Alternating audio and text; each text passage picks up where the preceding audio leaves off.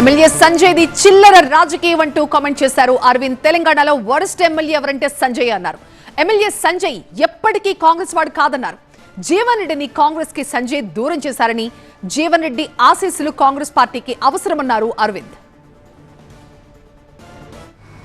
అని 5 ఎకరాలు ఇచ్చి జగిత్యాల ప్రజలని మోసం చేసే కార్యక్రమంలో మీ ఎమ్మెల్యేకి నేను అడుగుతా ఉన్నా, ఎన్నిసార్లు అడుగుతున్నా, నాకు సిగ్గురాదా?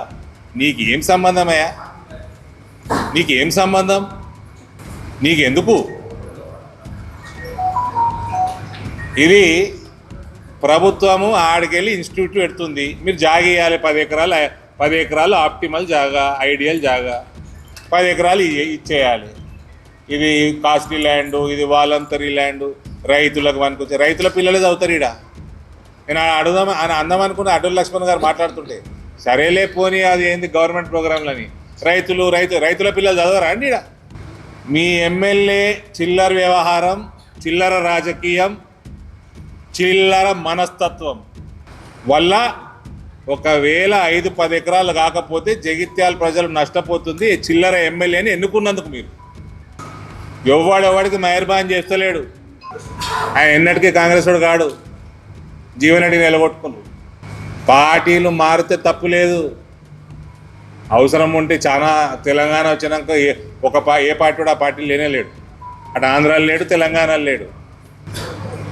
కానీ పార్టీ మారితే మూలమై పుట్టినాం కదా, రిజైన్ చేసి పోవాలి. రిజైన్ చేసి పోయి కొట్లాడుకొని తెచ్చుకోవాలి. సో నీకే నువ్వేం సూక్తులు చెప్తావే? నీకే ఇవి లేదు, సంస్కారం లేదు, ఎథిక్స్ లేవు. నువ్వు వేరే వాళ్ళకి సూక్తులు చెప్తావు. మళ్ళీ దానికి తోడు ఇప్పుడు ఏదైనా మంచి ఇన్స్టిట్యూట్ వస్తే దానికి ఇప్పుడు నీకు ప్లే గ్రౌండ్ రాదు సరిగ్గా. రేపు ఫ్యూచర్ ఎక్స్పాన్షన్ ఉంటే పెద్ద క్వశ్చన్ మార్క్ ఉంటుంది. ఈ ముఖ్యమంత్రికి ఆల్రెడీ లెటర్ రాసిన, ఆ కాపీ మీ ఉమ్మడి జిల్లా మంత్రులకు కూడా పెట్టిన, ఇప్పించేయండి అని. లేదా రోజు పొద్దున్న రోడ్ ఎక్కుతామండి, మర్యాద ఇవ్వకపోతే. రైతులు 25 ఎకరాలు ఎందుకు ఇచ్చినవా ట్రేడర్లకి? ఇట్లాంటి వాళ్ళని నమ్ముకుంటే